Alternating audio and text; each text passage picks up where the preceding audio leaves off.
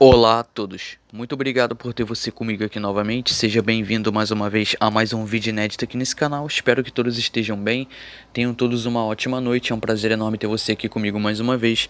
Pessoal, hoje eu gostaria de comentar sobre Weapons, A Hora do Mal, filme recente de 2025, dirigido, escrito e produzido por Zach Cregger, mesmo diretor do filme Noites Brutais. E após o sucesso de crítica, e após o sucesso comercial, de Noites Brutais, Barbarian, Zach Cregger começou então a trabalhar no roteiro chamado Weapons, na qual ele começou a escrever em janeiro de 2023, e aí acabou gerando uma guerra de lances entre algumas produtoras, por exemplo, a Universal Pictures, a própria Netflix, a TriStar Pictures e a New Line Cinema. Com isso, então, é anunciado que a New Line havia conquistado então os direitos do filme. O acordo de aquisição então previa que Cregger receberia 8 dígitos então para escrever e dirigir essa obra, Weapons, bem como privilégio no corte final, aguardando também as reações de exibição de teste, e um lançamento garantido nos cinemas. Bom, esse filme aqui, A Hora do Mal e Noites Brutais, são dois filmes que acabam então consolidando o Zach Cregger, como um dos grandes nomes do gênero terror contemporâneo, porque considero Noites Brutais um filme bem competente e gosto desse filme aqui, A Hora do Mal. Foi uma produção que me deixou bastante envolvido, tá? Eu me senti muito envolvido com esse filme, gostei muito, prefiro esse filme, do que Noites Brutais. Gosto mais desse filme aqui, A Hora do Mal. O Zach Cregger, ele repete, o mesmo estilo, a mesma estética, a mesma ambientação, que ele usa no filme Noites Brutais, ele usa aqui também um estilo bem parecido, O filme acaba então adotando um estilo visual bem parecido, na qual ele adotou em Noites Brutais. E o que torna esse filme aqui tão especial, o grande trunfo, além da ambientação e do uso do som, é que muitas das vezes a gente percebe que o gênero terror, ele acaba sendo prisioneiro, acaba sendo refém das próprias convenções.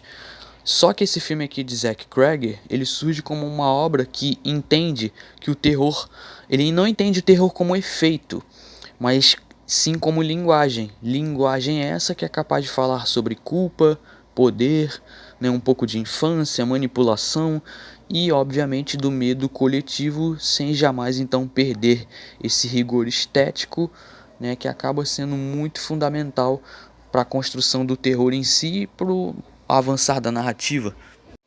Então o terror é construído não a partir do choque em si, mas daquela inquietação, sabe? Que vai se infiltrando aos poucos até desorganizar a sua percepção de mundo. E aí o filme começa com aquele mistério, acaba deslizando para uma paranoia comunitária, vamos dizer assim.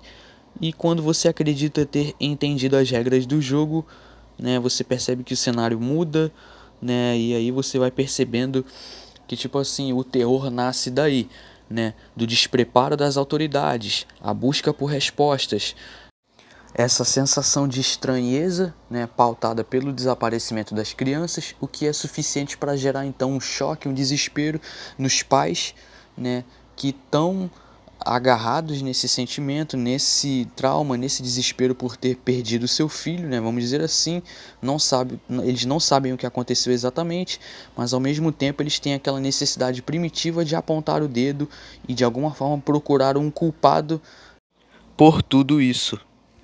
17 crianças de uma mesma classe acabam misteriosamente desaparecendo às 2h17 da madrugada, fazendo então com que a comunidade fique se perguntando quem ou o que está por trás do desaparecimento das crianças, porém apenas uma das crianças permanece, tornando a professora Justine, interpretada por Julia Garner, uma suspeita, enquanto o pai de uma das crianças desaparecida acaba então investigando os segredos sombrios em busca de respostas.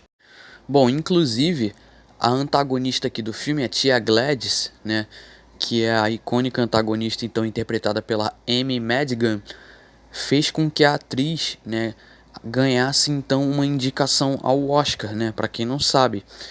Ela teve uma indicação após ter vencido o Critics' Choice Award, conquistou também indicações ao Globo de Ouro e ao SAG Awards. Inclusive, Por ser indicada como melhor atriz coadjuvante, né, no Oscar então de 2026, ela retornou à disputa exatos 40 anos após então a última nomeação dela ao Oscar. Então o papel dela aqui de A Hora do Mal é um grande destaque, né? Não é à toa que acabou gerando uma indicação para ela, mas fica marcado tanto na consolidação dessa icônica vilã, como também todo o mistério, né? Pautado também um pouco na questão do sobrenatural, e vai tudo sendo jogado ali no filme, e o diretor precisa de alguma forma lidar com a simbologia, né, e com a mitologia criada por ele mesmo. O filme é aclamado por redefinir o terror contemporâneo ao subverter convenções, por exemplo, fugindo de jumpscare fáceis e adotando uma narrativa estruturada em capítulos. Isso acaba misturando então suspense psicológico, humor perverso e algumas críticas sociais poderosas. O filme se destaca pela atmosfera, por uma boa direção sagaz e a subversão de tropos do gênero terror. Então o diretor aqui ele não segue uma estrutura convencional, né, uma história linear.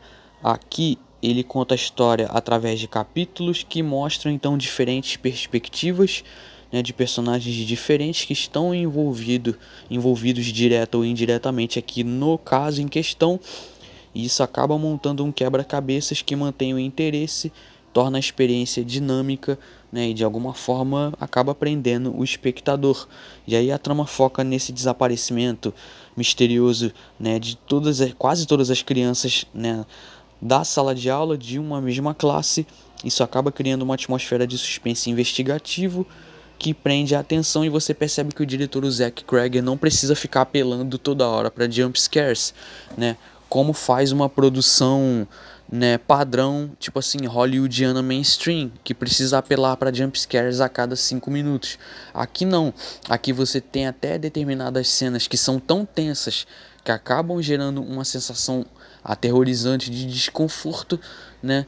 Mas você vê aqui uma ruptura que é muito bem-vinda, né? Você vê que muito do terror que ele constrói aqui, você tem um estilo bem semelhante no filme Noites Brutais, por exemplo. O filme explora então a desintegração de uma comunidade, a paranoia dos pais e a bruxa Camp como vilã, criando um suspense que questiona a segurança suburbana e o medo do incompreensível.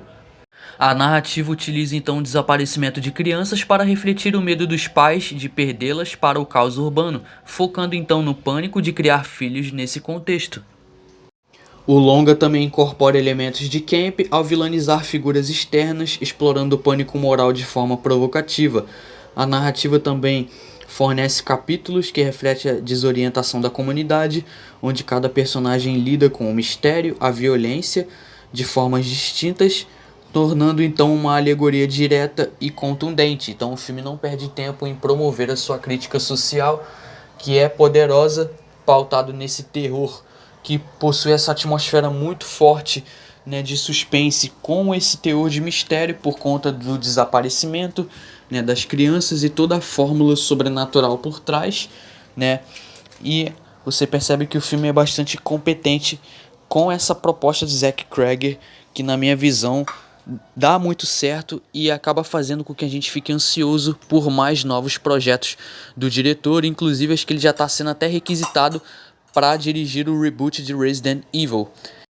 É um longa que acaba se destacando, sendo um dos grandes nomes então do terror contemporâneo, que acaba validando o Zach Cregger como um grande nome também do terror contemporâneo, ao lado de Jordan Peele e dos irmãos Philippou, ao meu ver. Eu fecho A Hora do Mal com a nota 8. Vou ficando por aqui, vou fechando a minha análise, esse seria meu comentário por hoje. Se gostou, por favor, deixe seu like, comente sua opinião abaixo. Muito obrigado a todos pela paciência e pela atenção. Por hoje é isso, muito obrigado a todos e até mais.